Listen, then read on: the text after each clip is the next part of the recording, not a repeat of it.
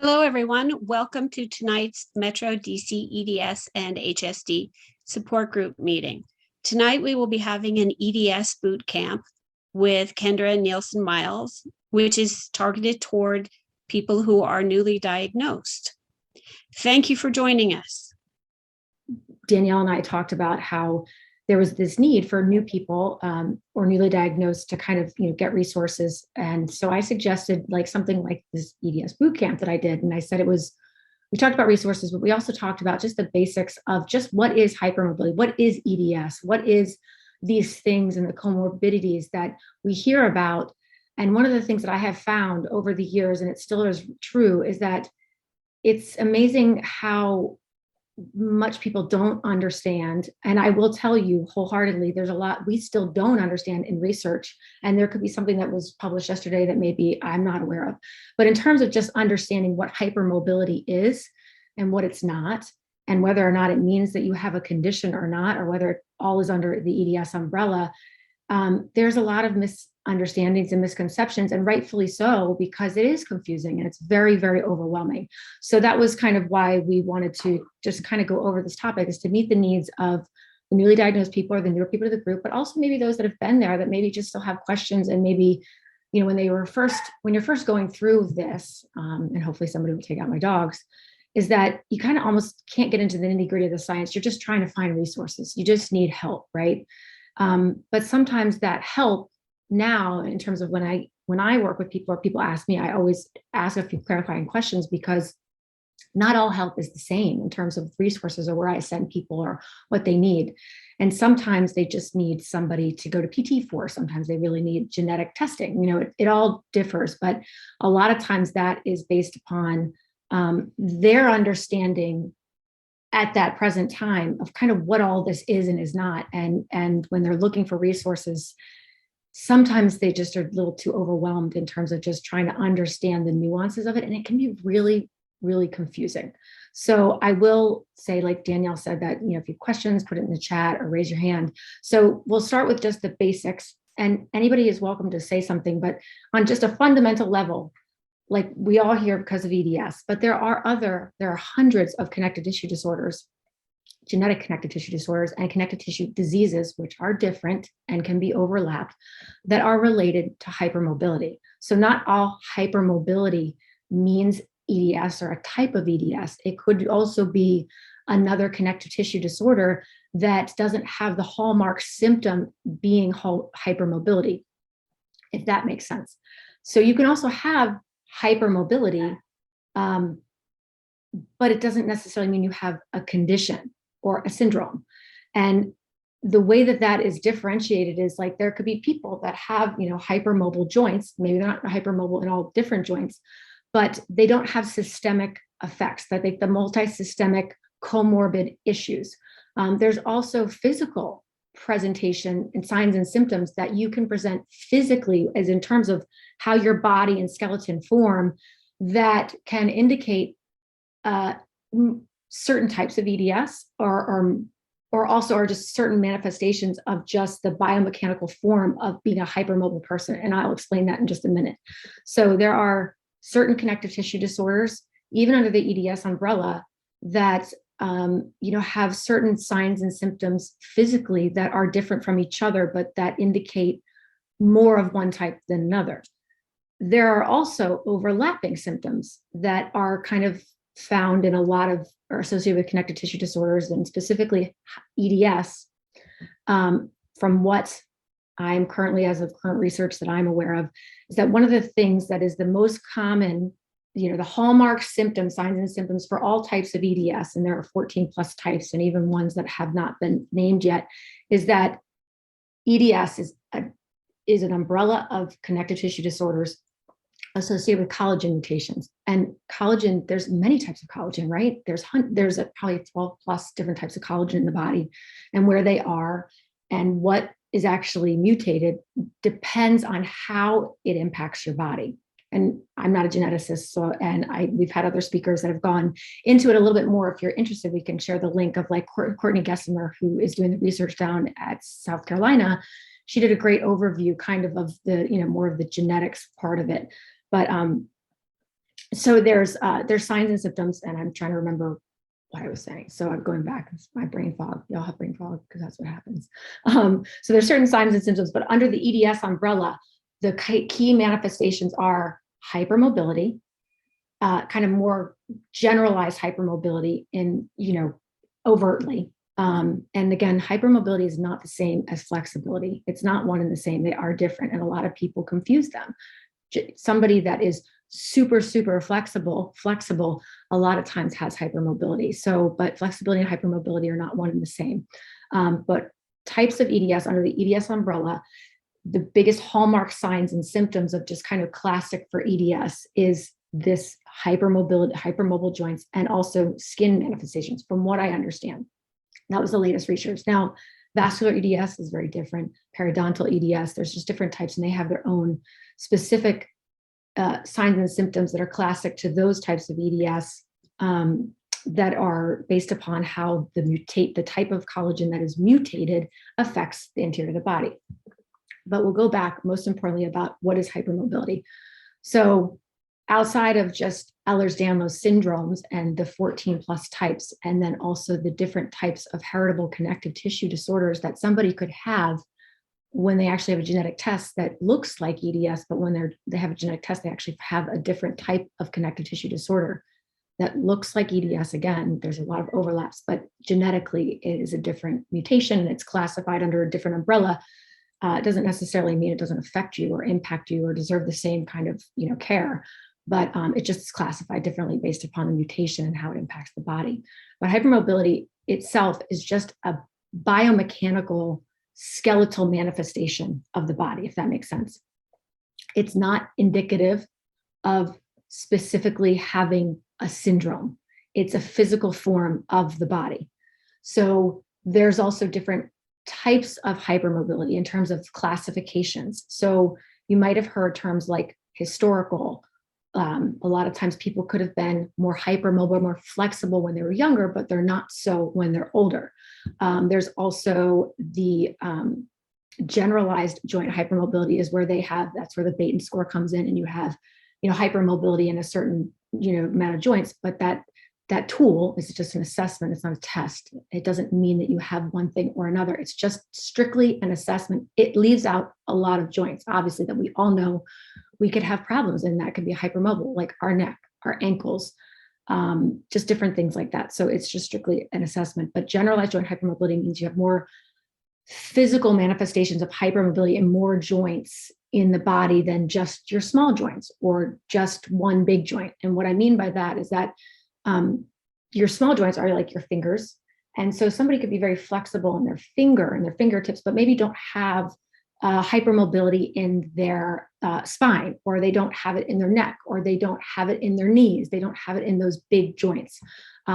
It's just isolated to small joints. Now, interestingly, vascular EDS, as we know, is a type of EDS, is known, and I don't know if this has changed, because I know a lot of people with vascular EDS that are quite hypermobile everywhere, but it typically says that they have more hypermobility in the small joints versus the kind of overt, hypermobility that somebody might see on the Baton score.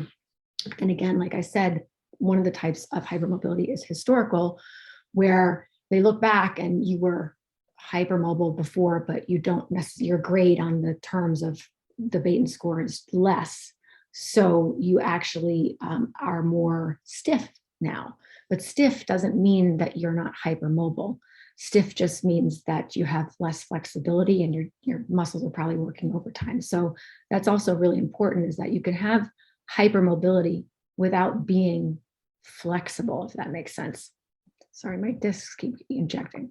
So there's different classifications of hypermobility itself in terms of the form in the body and how it presents in people. And again, just an assessment, just a way of the way that it looks at the body. And that still, in and of itself, doesn't necessarily mean somebody has a condition or not. That's really where a geneticist comes in and a doctor, and they look at the family history, medical history, and they look at multisystemic systems. So, and again, we're not going into all of that because I'm not a doctor in a diagnosis, but again, hypermobility is just a physical biomechanical form and doesn't necessarily indicate or mean that somebody has a type of EDS or does not have another type of connective tissue disorder. There's also people that they can have injuries where they, had repeated knee injuries or something like that, where the joint can end up becoming hypermobile. There's also inflammatory connective tissue diseases like lupus, Lyme, different things like that, that can cause hypermobility. And what I mean by cause is that those conditions are inflammatory connective tissue diseases that are known to affect the joints that can cause them to become looser. They causes the degradation of the tissues.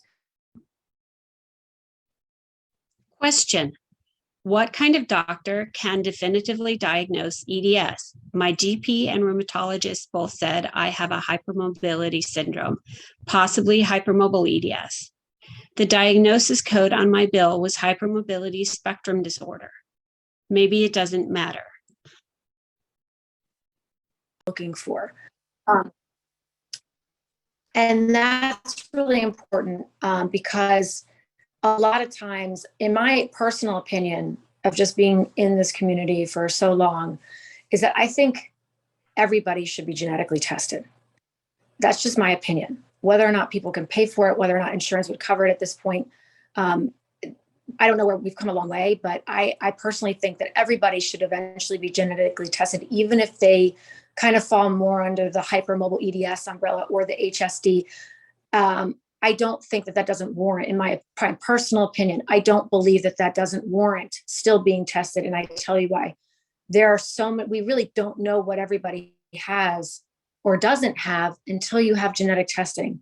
And now there's been more and more, different types of, unnamed variants that have come out, whether or not they're under the the EDS umbrella or their lowest DEETs.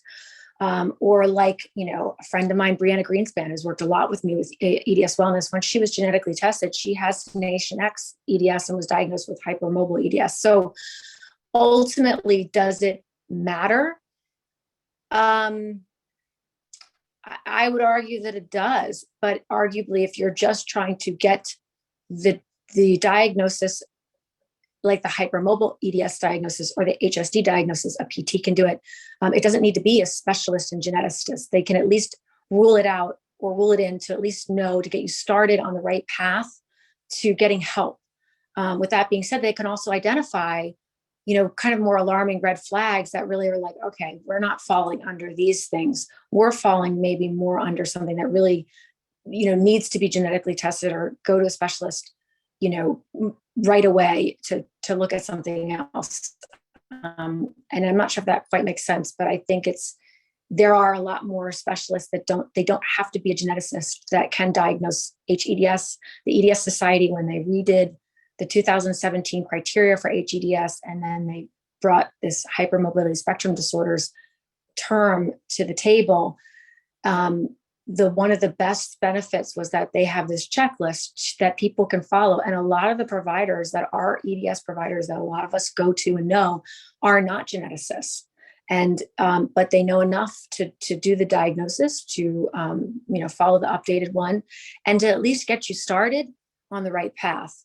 With that being said, a lot of times they can be great people to help with quarterbacking, if you need to go to another specialist, or where is your best path to go for your case to get help? Or is there some really big alarming red flag that you need to go to a geneticist right away? Again, I still believe in going to a geneticist, but a geneticist ultimately will not be the person that really handles your care ongoing or can give you the resources right away. Now, when Dr. Francomano was in the area, a lot of times that's what she would do. She would do the diagnosis. Genetic testing was, at least when I was first diagnosed years ago, it wasn't available. And even when I did have it done, it was only 20 genes at the time. And, it was just not necessarily available even to her. I think that's changed now. And I think it's changed in general, but, ultimately she would give people a lot of resources to a lot of wonderful providers that happen to be in our area. And we're so lucky for that. But there's a lot of providers now that are familiar with it enough and can, as Danielle said, can assess for it, like PTs, OTs, even some OTs can, internal medical doctors, other specialists that are not necessarily geneticists. Dr. Zimmerman, she's not a geneticist, but she's obviously has some diagnosis. So, but that doesn't, I don't know, and somebody else might know more than me at this point, if you've gone more recently, whether or not they also offer genetic testing. Like, for example, the genetic testing that I had several years ago it's definitely different than what we have now available. That Dr. Francomano, I did through Dr. Francomano, was only based upon, I had to fit the criteria of having, a certain family history to be, I guess, approved for that genetic testing. I think, again, it's changed quite a bit, but it was only through Dr. Francomano, like Dr. Pasinki or the other doctors that were other known EDS doctors that could absolutely diagnose HEDS or identify it, did not or were not offering the genetic testing of any kind at that time. That might have changed. I think a lot of things have improved. Again, I really feel that everybody should eventually be tested, but ultimately, if you're assessed properly, a lot of times it doesn't have to be. A lot of them aren't geneticists, but we're very lucky where we are. We have several providers in this area that are geneticists and also are other specialists that have a robust knowledge and have been in the community for a while to know the updated criteria and know how to at least assess it in a way that will either get you on the path to getting the resources that you need or to help you quarterback and rule out something else major that you might need to really get a specialist referral to or go see and can help you with that. And they all, talk to each other, there's a really great, we're just really fortunate here, actually. I mean, I think a lot of times we take it for granted because it is so hard to see people and some people aren't seeing people. But from all the years that I've been working in this community, I mean, there's just so many areas of the country that really don't have anybody within driving distance. They have to fly and they don't even have like a general practitioner that's willing to learn. So it really can be anybody. The bottom line is, as long as they are my criteria that I always say to people is that there are a lot of people. There are several. I don't know if they're seeing anybody. They're not necessarily, doesn't have to be a geneticist, but there are some. I think you kind of need both, in my opinion, but that it's just important to be able to rule out and know when you might need to have the genetic testing, even if you fall under the HEDS criteria. Again, like I said, a lot of us or people that have had HEDS or HSD till they're genetically tested, we really don't know what you have.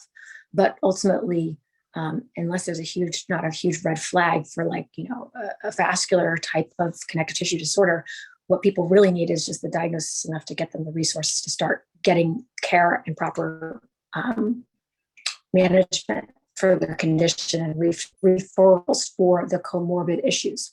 And a lot of times the comorbid issues are the ones that cause us the most symptomatology. That makes sense. Words. So how are we doing so far? So I think that was a long-winded way of saying the type of doctor really doesn't necessarily have to be a geneticist. It can be, but it really is just a matter of if they're updated on the criteria and they kind of know are aware of the other things that go with it, if that makes sense. And it sounded like the person that asked the question, the provider was, which I thought was interesting, and this is new for me, the provider put HSD down. Is that something that people are more aware of now and have accepted? That's great. So if somebody could tell me a little bit more about that, I'm very interested about that. That sounds really great. Yeah, hi, I'm Anne Marie. I also have a storm, so I'm really my video off. I have no a question. Yeah, I mean, like I have been like extremely flexible my whole life, and sure. I mean, I read, I subsequently have read all those articles about like clues you grew up with hypermobility, and I definitely have them all. Same. Like, post kids, pre-menopause, all of a sudden having like so many joints issues, and I had like IBS symptoms and all of this stuff. And so I went to a integrative medicine GP who is like fantastic. And she was like the first doctor who ever had me like do that whole thing about, touch the ground and I can touch my thumb to my forearm and I can do everything on the list. And so she's just like she was actually an urgent care doctor who left urgent care to start up her own private practice. Is she in this area? Yeah, she's in Falls Church. It's called Northern Virginia Holistic Medicine.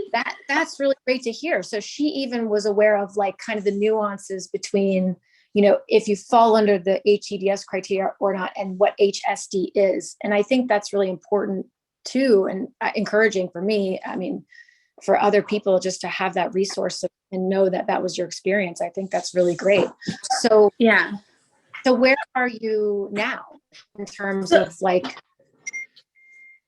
Yeah, I'm still kind of early in the process. So she was the one who was like, okay, I suspect you have hypermobility. And then she sent me to rheumatology, and I started an anti-inflammation diet and cut out gluten and dairy. And it's like hugely helpful. Like all my I had a super duper high CRP score.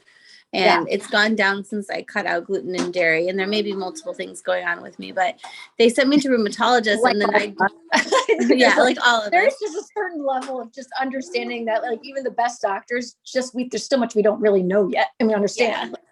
Yeah, and I'm like, I had COVID and all these other things. So like, there's all kinds of things that can throw your body out of whack. But she said, it would be a good idea to go to rheumatology since muscle joint pain was my like chief complaint. And I went to rheumatologists and they were okay, but I'm looking for maybe another opinion.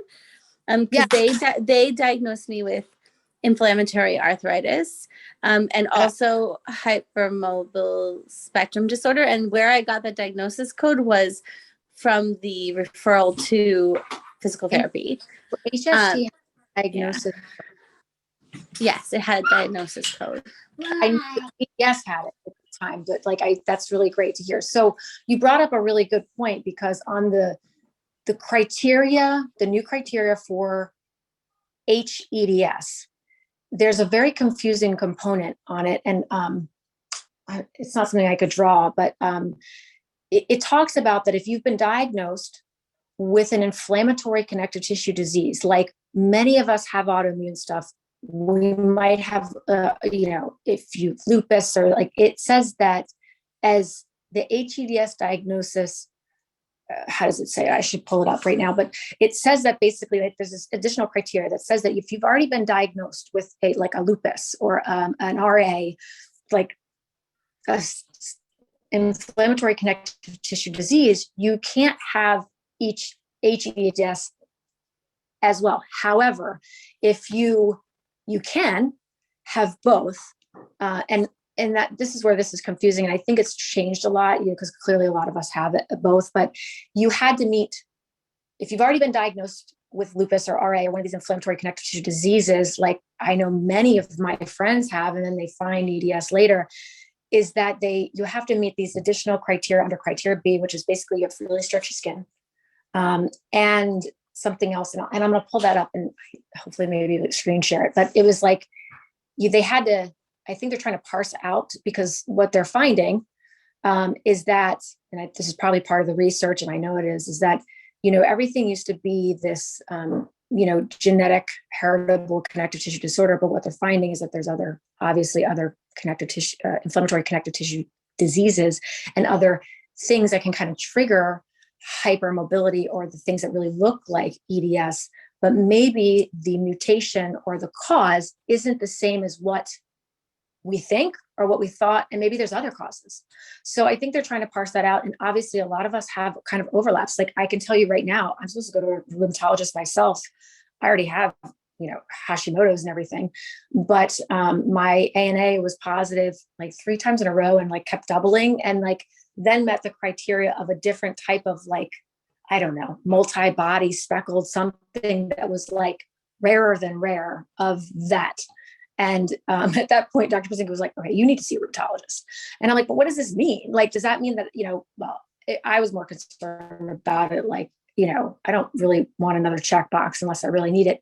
But I think some people worry, does that mean you don't necessarily negate the diagnosis of having EDS? And I don't think that's necessarily the case anymore. But I do think that that's where this HSD comes into play, that if you don't meet the criteria for HEDS because of whether it's the score, or maybe you've been diagnosed with an inflammatory connective tissue disease, and that kind of rules you out, and you don't have these two other criteria that allows for the HEDS diagnosis, that there's a big overlap with rheumatology. So that's very interesting to hear your experience and very encouraging. And I also, to your point, a second opinion, I will tell you that my personal opinion is always a second opinion is a great idea. So maybe it's time now. You seem to have gone, have a great story in terms of like a path that you've gone down that's quite encouraging, in my opinion, compared to, what some other people have gone through. But a second opinion might be maybe from an actual geneticist now. Is that where you're thinking of going? Yeah, I think so. So the rheumatologist in Northern Virginia gave me a referral for a geneticist, but like I think it's in Richmond, so that's why they said Nova Fairfax doesn't do it anymore. So that's why I was asking at the top about the list. Yeah. I mean, not all geneticists are created equal. Let's also put it that way. So in terms of this being EDS Boot Camp, like part of it is also understanding like what they are and what they're not and what they could possibly be, and also understanding that there's a lot we don't know. But not all specialists, even if they are aware, are created equal or even comfortable to diagnose properly. So I'm not saying that where she suggested to go is not a good place. But I think that's also something that everybody should be, have caution about. And that's why we do have the specialists that are geneticists and EDS that are kind of the ones that people end up going to, because there are a lot of geneticists that they don't necessarily specialize in these type of conditions, right? Geneticists even have their own specialty. Sometimes they just do more cancer geneticists or different things like that. Maybe they don't have as robust of knowledge on the diagnosis codes or how to diagnose this, or if you don't come up positive on a test, on a blood test, what does that mean? And are they even aware of all the different blood tests that are now available to try to look for the different types of EDS? So I don't know that geneticists in Virginia, but maybe somebody else does. But I refer people a lot to, there's the GW, Danielle, what's the name of the doctor at GW that everybody loves? She's a pediatric geneticist. She sees adults. I butcher her name all the time. Hadid? Yes. Okay. So she's there. I believe Dr. Streeton at University of Maryland, where I first was diagnosed years ago, is still doing adult clinic every once in a while. And she definitely, from what I know, is a little bit more updated than she was previously. I don't know if she offers like genetic testing. From what I know, Dr. Streeton has retired. Yeah, see, I had heard that too. She actually told me that, but then I heard that she was like still doing something. So again, it's been a year that I haven't really been entrenched in a lot of the EDS world, other than just the people that have contacted me, which is just so funny that it's like, it's like more and more people. And then there's still GBMC, which Dr. Brincamano is not there, but there was a pediatric geneticist there that was still very familiar. I don't know about the adult geneticist there. I've seen some people mention it in the group, but I also refer people to Dr. Pradeep Atwal in Florida. He is a fantastic geneticist. A lot of times he doesn't, his wait is not as long. I'm not familiar now, but he does a lot of things virtually. And he's like a molecular geneticist that his interest is in aging, which I think is interesting, but he was one of the co-authors on the 14th type of EDS, but he's been a great resource, genetically speaking, to, help people kind of go down that road. And he has access to all the different types of testing. Plus he's also just very knowledgeable on all the different types of EDS and also the managed care, but he does things virtually. So if you can't travel to one of these geneticists or have one that's close, he's just a great resource. I believe he is fee for service, but he is very, you're going to get one of the most bang for your buck in terms of like an EDS geneticist and getting the proper testing to rule out or rule in other things that could be associated or maybe aren't under the EDS umbrella, but are another type of connective tissue disorder that they need to look at. Again, like I said, not all geneticists are created equal and not all specialize in these type of conditions. Even at Hopkins, I don't know where Hopkins stands at this point. I saw several, but I saw Levy for a confirmation diagnosis when I was diagnosed in 2006. But that was still a different clinic than where people that have like Marfan syndrome or have a vascular type of connective tissue disorder are suspected. They go to was it Dr. Black? And I believe that is still there, but they, they don't do the traditional, all of the geneticists. There's two different places even at Hopkins. And I believe that's still the case. But again, I'm not 100% positive because I haven't asked recently, but Levy is no longer at Hopkins. I don't know how the genetics clinic is there for EDS. Somebody else in the group might know and have tried. I would love to get an update. There are other specialists there, but in terms of a geneticist, I don't know where that stands. I do know that they still see, if people are really suspected for a vascular EDS or Marfan syndrome or a vascular type of connective tissue disorder, there is that department, but they don't see people that aren't suspected for that, if that makes like a traditional adult genetics clinic, from what I understand. So I would love if anybody knows an update. There was a place in Pennsylvania, but I think that they're not doing it anymore. Again, Pradeep Atwal, he's another great one because I know that he is very EDS knowledgeable, updated, has all access to all the proper testing and updated testing, because not everybody has that also. I think also insurance, even though he's fee for service, I believe that insurance coverage for like more robust genetic testing is covered now more for other people. And I say that hesitantly because that's something that I've been waiting to do, is kind of waiting to the time that that we have all these genome exome testing, but that I can get it done by insurance, or that it's just more readily available. And I believe that it is. So somebody else might have that experience, but I know that he's got all the access to all the different types of tests. And I don't know that all geneticists do. So maybe your doctor that referred you to the place in Virginia knows more. I would love to. That's a great resource if they do. So. Yeah, I can. If you can send me the list that you have, I can send a photocopy of the referral page where they list the geneticists. I think there was someone also listed at Johns Hopkins and someone in Richmond. Very strangely, this all happened to me 3 weeks ago. Great, go ahead. This happened to me, like I got this diagnosis 3 weeks ago. And just last week I was at a funeral, and my cousin was telling me that her sister's son, so like my cousin, is a kid, and he was just diagnosed with EDS, like a fairly extreme form of it. And so they're in like the southwest corner of Virginia.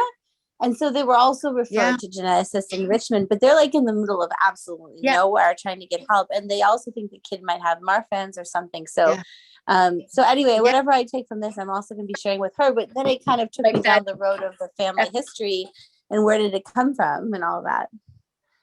Right. But is it really? I mean, that goes to the point that I was saying earlier, is that, even though, there's clear family history of like, obviously HEDS or something that might fall under that umbrella, we really don't know until, I also come from a very robust family history that's very obvious, but it also is speculative. There's a lot of Marfanish type looking people in my family too. So I was negative for those genes. So it's just very interesting. We really don't know. But I also recently have like my nephew very much diagnosed himself, and he was my sister's youngest son. And she always told me that I was the lemon and she didn't have anything like me. So, I mean, it's just very interesting how even in a family that has a robust history, as you were looking back, and I know other people have it too, that, and even if it isn't that obvious, but somebody could have a spontaneous mutation, that doesn't mean that they don't deserve or need to be looked at, or just assume that they have like hypermobile EDS, in my opinion.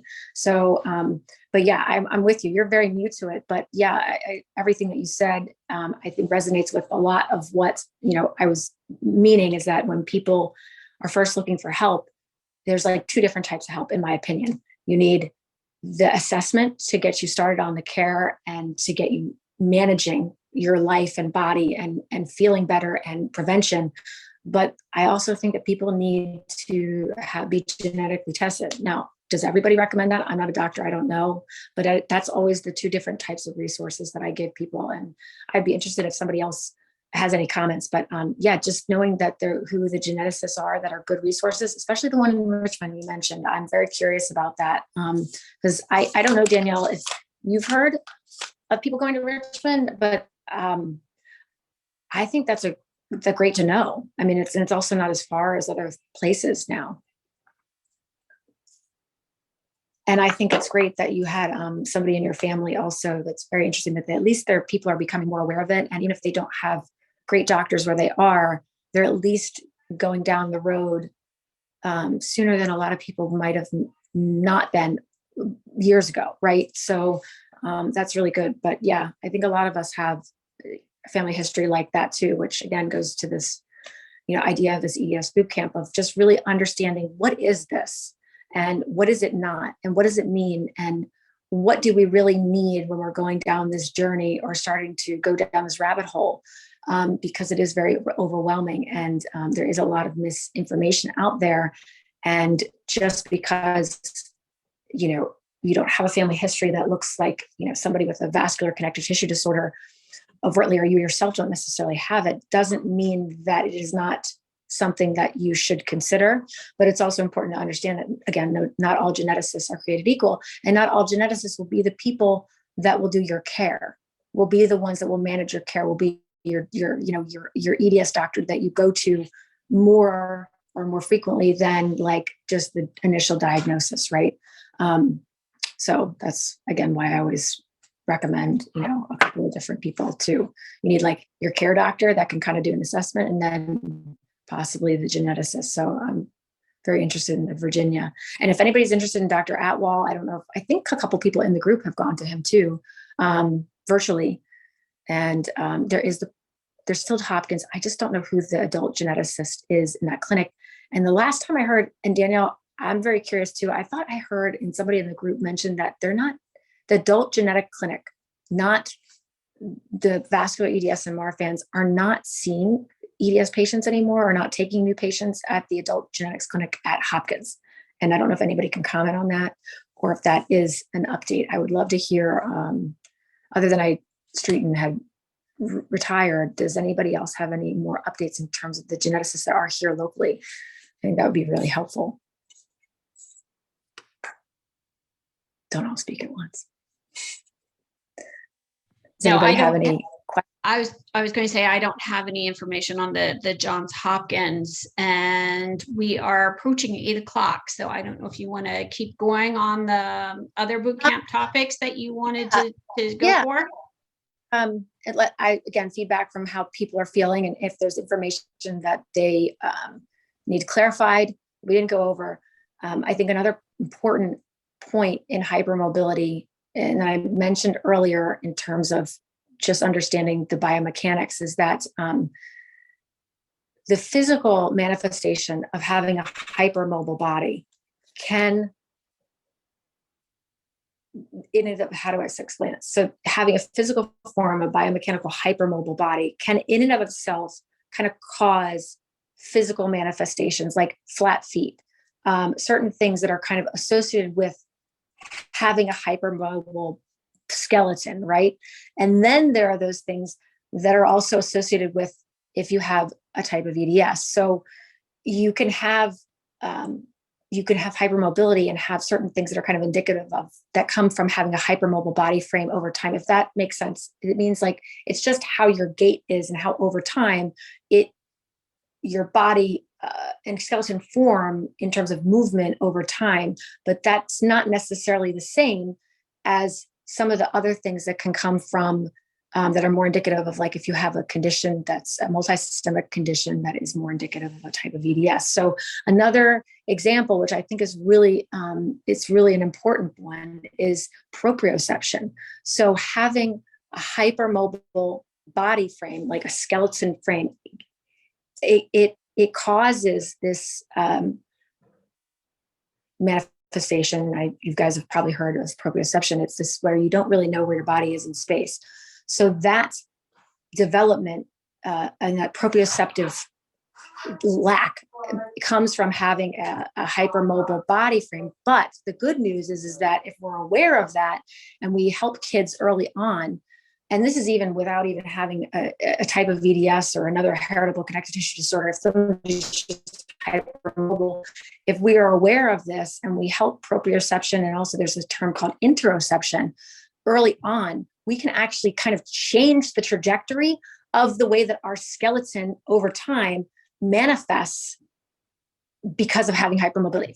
Like another example is just, how do I explain it? Is like, if we're aware of it and we know these things to do early on and recognize, like in children and these things that are associated with it, that we can be preventive, and it can help these skeletal biomechanical manifestations of just having a hypermobile body frame over time not get as severe. And it helps with injury prevention, sports, different things like that. We can change the trajectory of the pathway of a lot of things. And that does include, the presentation of if you have a condition, a type of EDS, but in terms of just the wear and tear on the body, because you have this physical form, it doesn't always have to get worse. It can actually get better. We can improve it. We can change the trajectory of the outcome, if that makes sense. It's kind of this idea of like your genetics and epigenetics, right?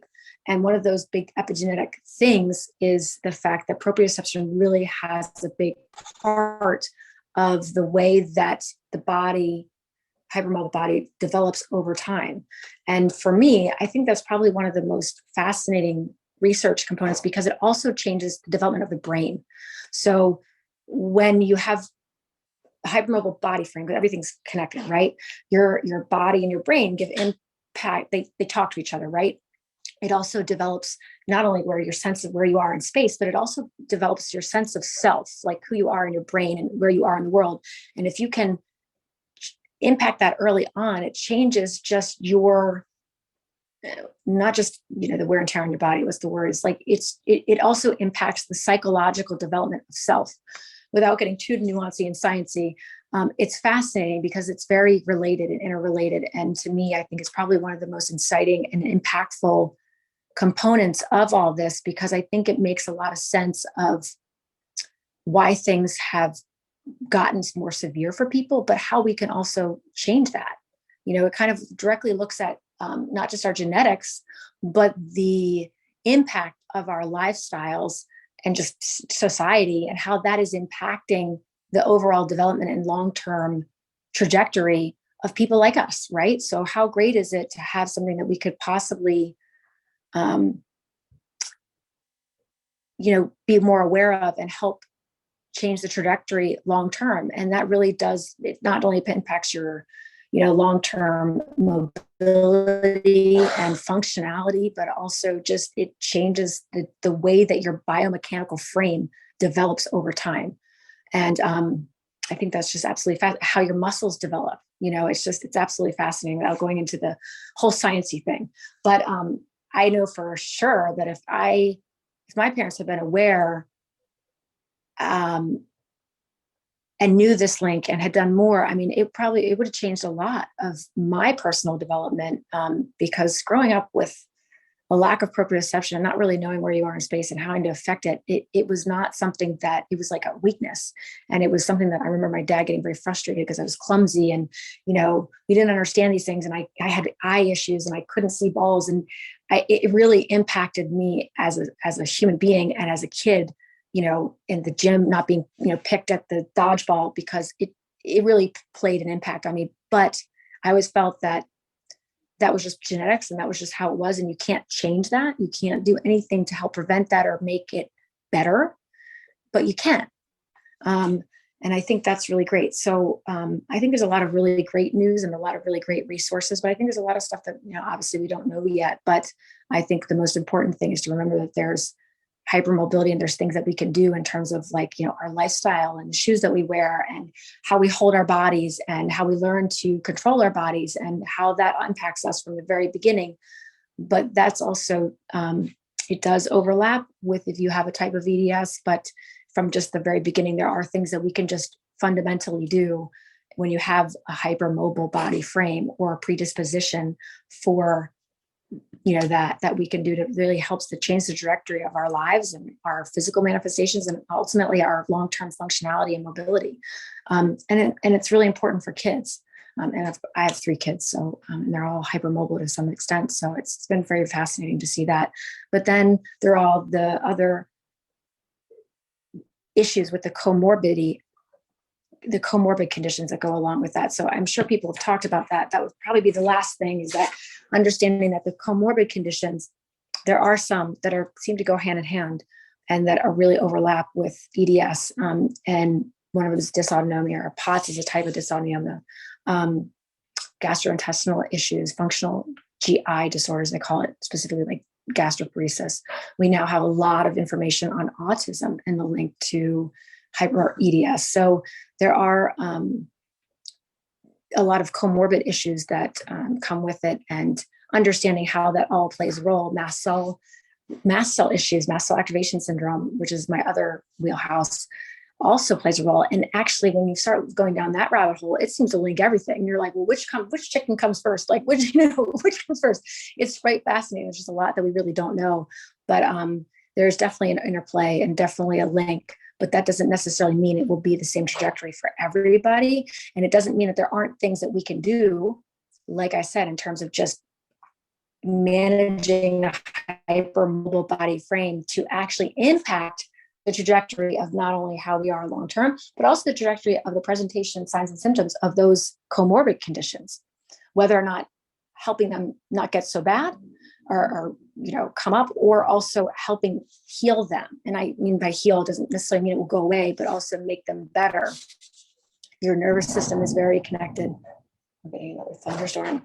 But when the mast cells are totally overactivated and everything's super sensitive, it impacts everything. It makes your joints more hypermobile. It makes your tissues more loose. Mast cells release all these hormones into your connective tissues everywhere, not just in your joints. It impacts your brain, gives you brain fog. It impacts the nervous system messages through your body. It makes dysautonomia worse. I mean, there's just a lot of things. So if you know these things from the very beginning, and you understand more of the biology of what's going on in the body and what is not going on, and you also can help understand, there's a lot of this, it's scary. There's a lot of things that are scary when you're kind of going down these rabbit holes and not understanding what your body is doing and why it's doing what it's doing and what can be done to help it, but also what you can do on a daily basis to, help yourself. There is a lot. And I guess that's the ultimate bottom line, is that there's a lot of comorbid conditions that are overlapping, that are associated. Doesn't mean that all of us have them to the degree that other people do, but there are a lot of things that we can do to help ourselves from the very beginning, but also understanding just the fundamental biology of what these things are and what it's not, and that not all hypermobility means EDS. But that it doesn't mean that you don't need to go down the road of getting proper diagnosis and care, and also watching your body just as much. So I know it's 8 o'clock, so I try to wrap that up really quickly. Just mention the biomechanical form of just having a hypermobile body, and then the comorbid conditions. But I'm happy to, go over other things. And I also have, I have documents, like just, like in printed form, if anybody's interested, in addition to the names of the geneticists. So if anybody would like to comment, ask a question. I was going to say, if you want to send me the documents, I can send them out to the group. It kind of breaks it down. It's like every page is like, what is hypermobility? What are the types of hypermobility? It really breaks it down to just on a very fundamental, basic level of just like kind of path of like understanding things from the very beginning. So I have them all together. I also have, do you have the 2017, all the diagnostic criteria updates and even the publications? Do you have that, Danielle? That's in like all a on zip the file? If anybody's that's on our interested. website. Oh, on the website. So yeah, there's also, so that checklist, you've got the HEDS checklist, Right. Then people can actually look at it and can refer to what I was talking about in terms of that nuance, if you have an inflammatory connective tissue disease and what it says. I'll make sure the checklist is up on the website, but I think it is. I know the criteria is as a link to all the 2017 articles that came out. Yeah, that's great. And, there's even new ones I, don't know, but I know the checklist is very helpful. It also can be kind of confusing. It does include the Baton score, but again, the Baton score is just one part of all of this. It doesn't necessarily mean anything either way. It's just a diagnostic assessment, or I'm sorry, it's not a diagnostic tool. It's a tool that is a part of looking at somebody, but it doesn't mean that you have something. It also doesn't negate that you don't. But it is on that checklist. Question, but are there other things that newly diagnosed or other people need that maybe, weren't necessarily gone over, but would be helpful? I think what we hear a lot from them is the fact that they just feel so overwhelmed and how to deal with that. Yeah, it is very overwhelming. And that's a really hard question, because I think that context matters, right? And everybody's need and how to manage and what path to go down is different, would you say? Or do you feel like, or maybe there is, I as I said, the two big things I recommend always is just having like kind of a quarterback, a main doctor, like here's to help you manage your care, whoever that might be. It could be a PT or something, but then also, a geneticist referral. But you're right. So I'd be interested to hear I think what's so overwhelming for everybody is kind of different, and context matters. So is there something that you hear more of, or that people ask mostly about? Well, I think some of it is finding that quarterback or that practitioner who can help them through everything, because finding primary care doctors is sort of rough depending on the person. So, there's advice on trying to make sure that if you go through somebody look at who's in your insurance, look at who's convenient to you. A lot of the younger doctors are more interested in taking on challenges. So look at, if you find a practice that you think would work for you, call them, find out if there's somebody, and ask about. What I recommend people to do is ask if there's a practitioner in the office who deals with connective tissue disorders, as opposed to asking about Ehlers-Danlos syndrome. Absolutely.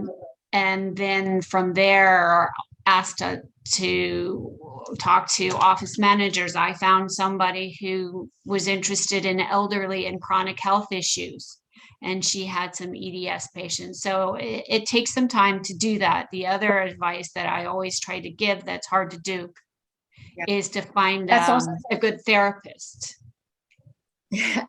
Absolutely. And, I'm a huge proponent of that too. I think you're right. Your point is that some of the best doctors that might be for us, for somebody, might not be EDS specialists, or maybe they don't want to be that, but that doesn't mean that they're not the right person to help with your care. So if you need the official diagnosis, then you go where you need to go. But like you said, the quarterback is really hard. And sometimes the best quarterbacks aren't necessarily the ones that we all are aware of. It's really about finding the partner in your care, right? And how you approach them and what you ask is really important. And I think you made a really great point of like calling the office and mentioning connective tissue disorders, not necessarily EDS, but also you can, I don't know if every doctor does this, but there's no reason why. It's kind of like a second opinion to ask to have a consult or like kind of an interview with the doctor, set that up and see if they're a right person for your, in your care. I know Dr. Jyoti Rao does that with people a lot. Like she'll set up a, kind of like an interview.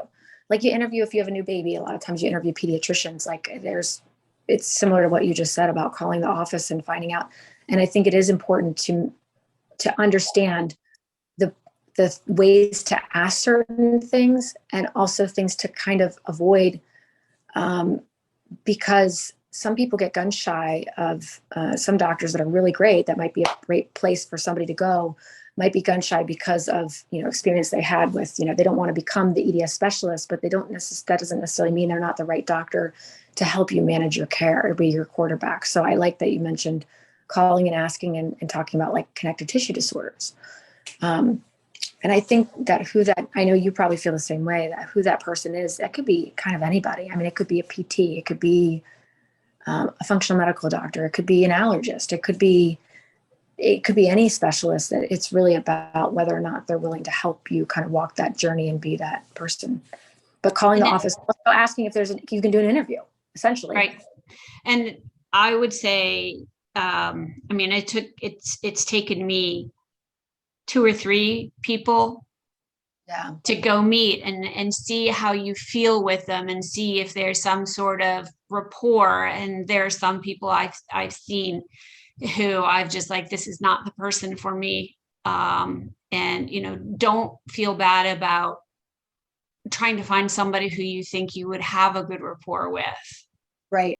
Yeah. I mean, sometimes it's unfortunate that, I will also say that one of the things I think it's very pertinent to the whole idea of boot camp is that recognizing like limitations within the medical field and recognizing limitations within, medical professionals, and that every medical professional has the right to kind of decide what they want, who they want to see and who they don't want to see, just as much as we have the autonomy to decide that we don't want to work with somebody. We don't have to go to somebody that doesn't meet our needs or even doesn't listen to us well, and isn't open to kind of learning or listening to something that they might not understand or might not have an answer for, right?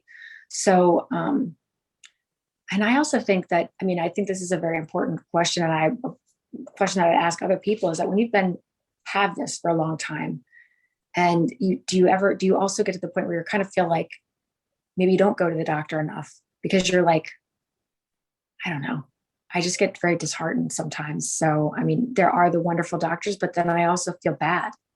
Does anybody else feel that way? I do.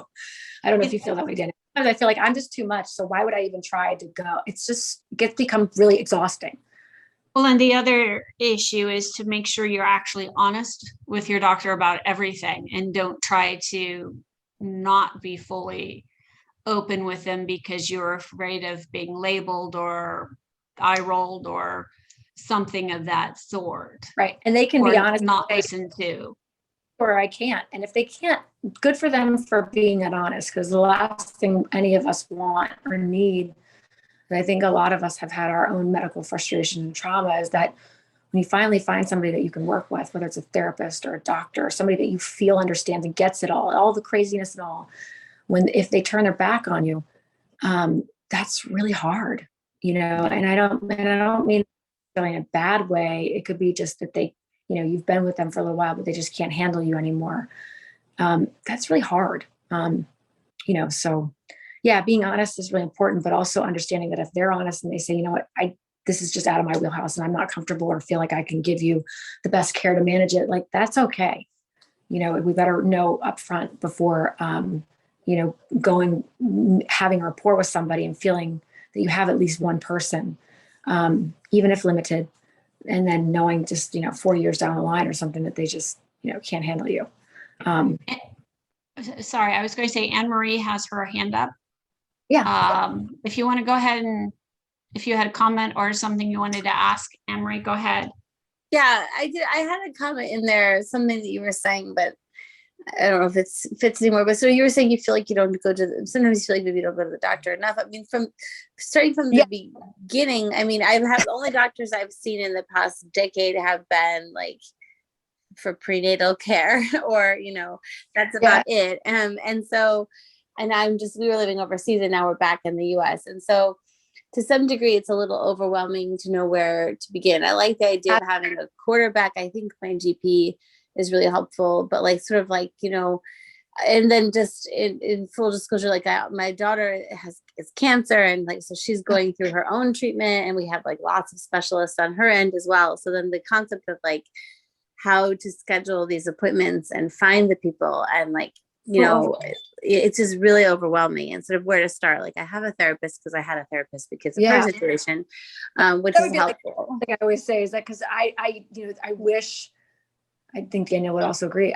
There is no right answer for everybody, right? Like I said, context matters, and everybody's got their own, issues and family and kids. And to your point, I don't see it enough. I've got 3 kids, and I've also been doing this for a long time that I kind of feel like, okay, what are they going to say? But I'm not new in this. And I still think that ultimately, even if I was, I still know that I still need a quarterback, and I do have one. So yeah, it was really hard. And I think sometimes the best place to sometimes start is to have a good therapist, because it is very traumatic and it's just so hard to manage all of that. But then maybe one step at a time, and the next, I don't know if this helps anybody, but at least I can totally empathize with the overwhelmingness and not even knowing how to even manage it. But sometimes the best step is just to just take one step, the one person, whether it's the therapist or that general practitioner.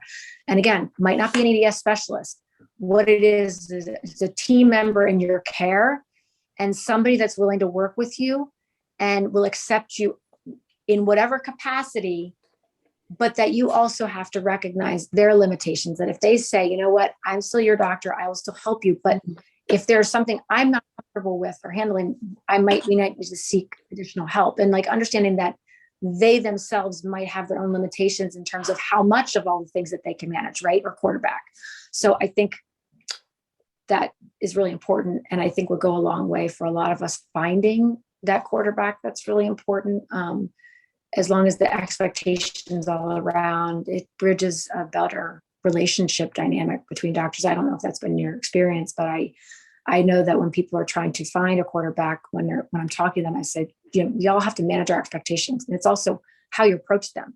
Like Danielle said, calling and asking, I say maybe ask for an interview, but what are you going to bring to the table? Do you bring that, huge medical binder that you've put together?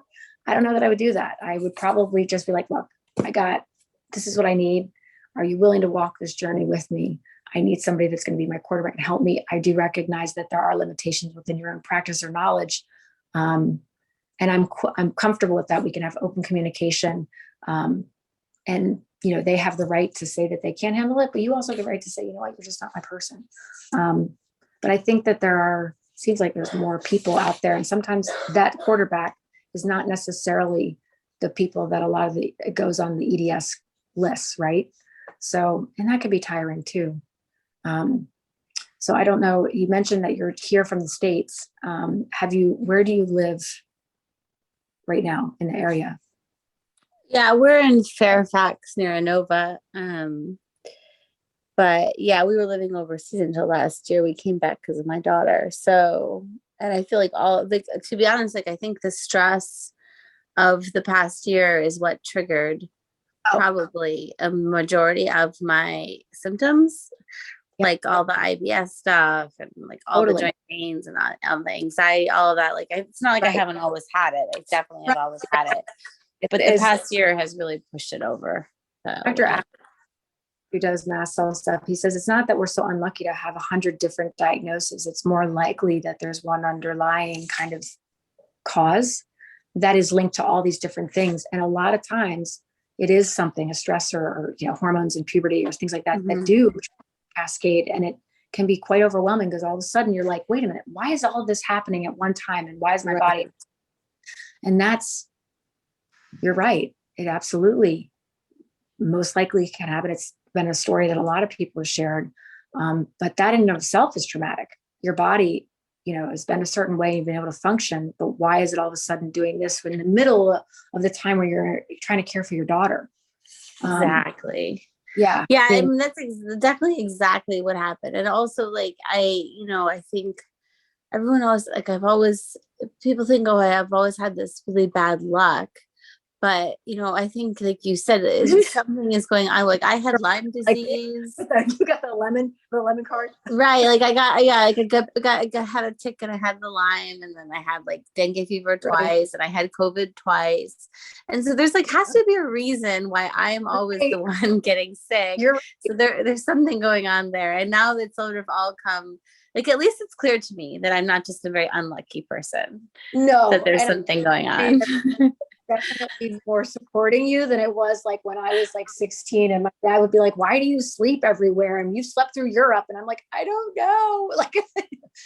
But I mean, I would say the encouraging thing is that at least things are a lot more favorable in terms of kind of understanding the bigger picture, even if we don't, check all the boxes that are, fit in the one box for a certain thing.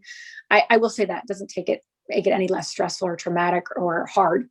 But I am encouraged the general understanding that crazy and that we're not lemons, and that there is really, a biology and a biochemist, whatever it is on a biomechanical, biological level that kind of makes a lot of it make sense for these people that, as my sister says, the constitution that we were made of, our constitution doesn't really bode well for certain things. Exactly. And it's really great that it does all, I've been reading all these checklists and signs and suddenly it all does make sense. And so that's very helpful.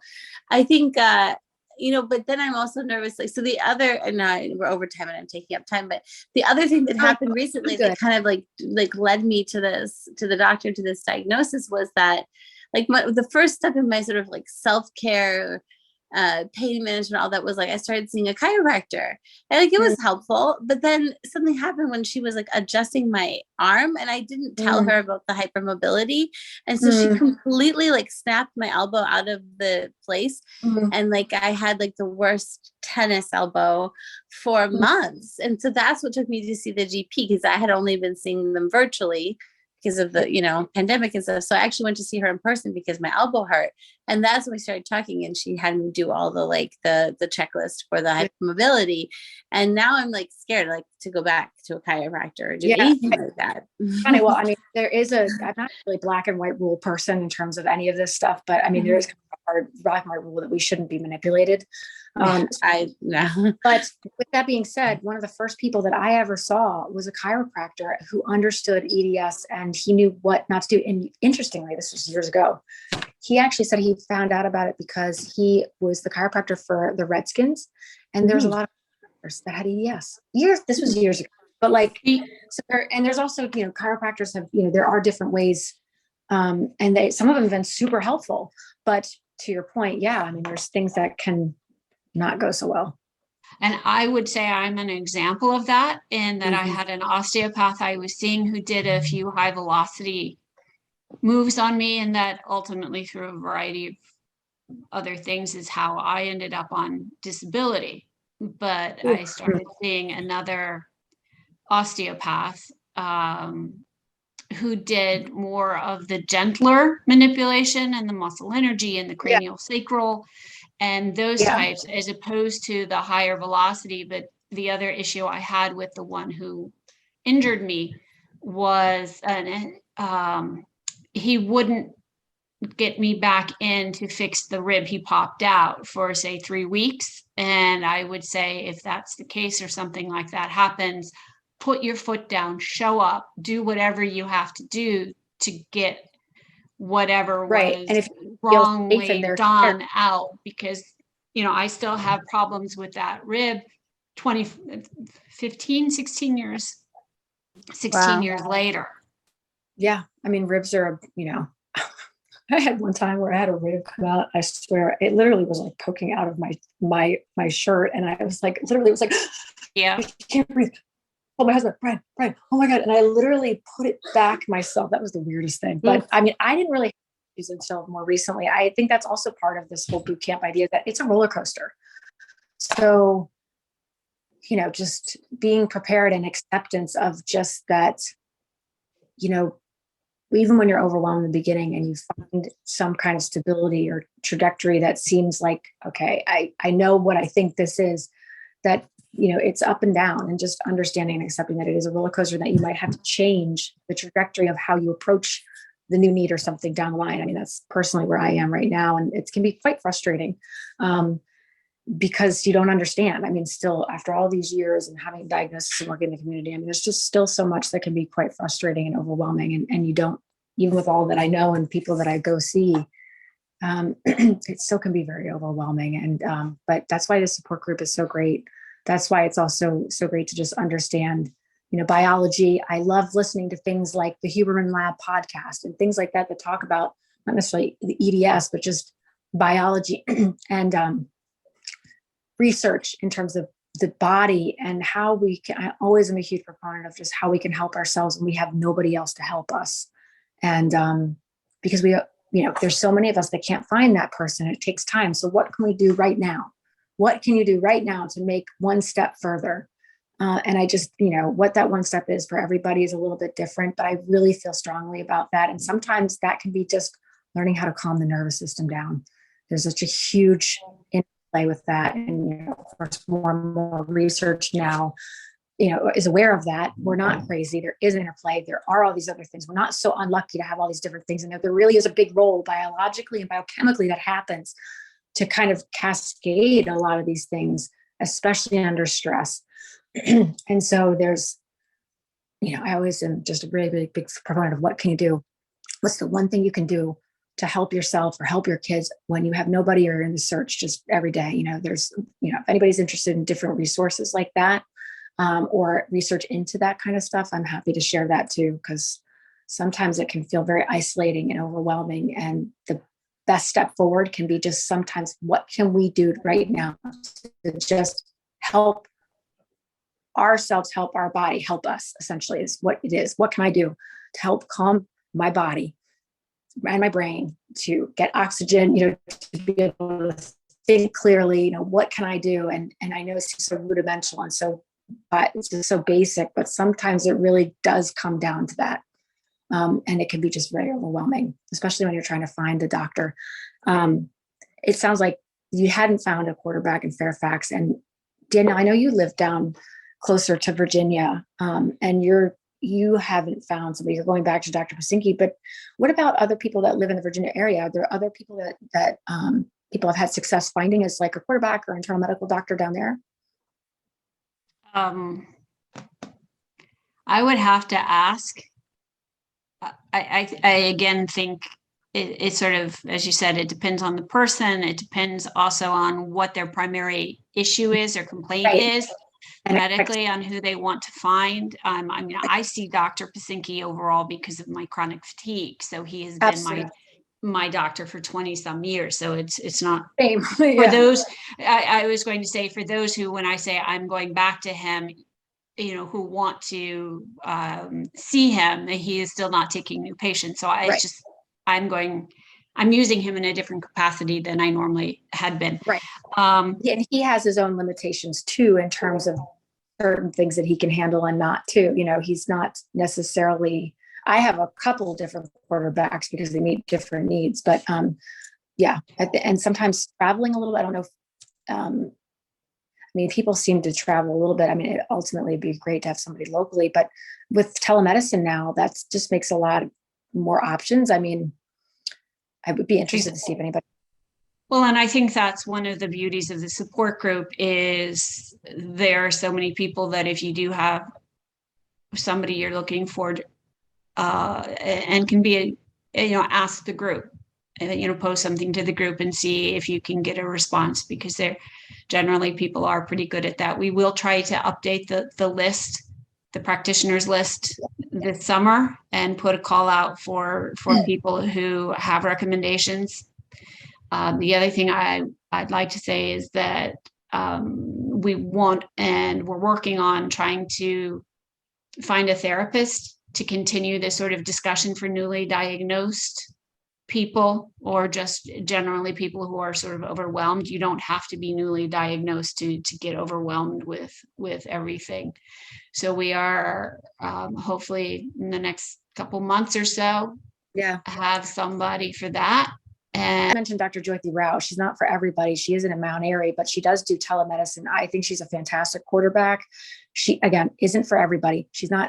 Doesn't like to consider herself an EDS specialist, but if people just need a quarterback that understands kind of all the things to help them kind of manage it, I think she's a great resource. She is fee for service, but she does understand the Lyme, the tick, the mast cell, all these things. And what she doesn't understand, she'll let you know. But as terms of the fee for service model, she's probably one of the most affordable. And she's also, she's an MD. She's going to speak next month on acupuncture and medicine. But so you'll get to meet, the group will be able to meet her. But she kind of just unapologetically is who she is, and is not what she's not. She'll say if she can't handle somebody, but I think that she is a great resource if somebody's willing to travel, but she also does telemedicine. So that's just another name of a quarterback if there's not somebody in the Virginia area. And she is very connected to a lot of these specialists that we've all been talking to, and she also actively talks with them and has spoken a lot with my events. So she just doesn't want to, she doesn't want to open an EDS clinic, but she has a lot of EDS patients, and I've referred a lot of people to her. And she'll be honest what she can handle and what she can't, but she's my other quarterback, So I'm happy to share that. She is speaking next month. So. And I will put a reminder out for that shortly, but I think if that it's about 8:30, I know the kids that I talked to want to call still tonight. So I will thank you very much, Kendra, for all your knowledge. Well, thank you guys And for the casualness of it and my internet breaking and then having to go on the phone. And I apologize for not having my access to the documents to kind of pull up and make sense of what I'm share those, and also share the link to the recordings of the series that I did several years ago now. But if anybody's interested, and then also the links to the geneticists, or even just the information that we talked about and in terms of just the biology. You're freezing up again, so that's another sign it's time to go, but you're back. But I will send me everything, and I will send it out to the group in an email, and we will eventually get the recording out to people once we figure out how to merge it. I can do that. It's just it'll be too. All right. Well, thank you again, Kendra, and everybody else who came, and we'll see you soon. Thanks. Thank you. Bye. Bye.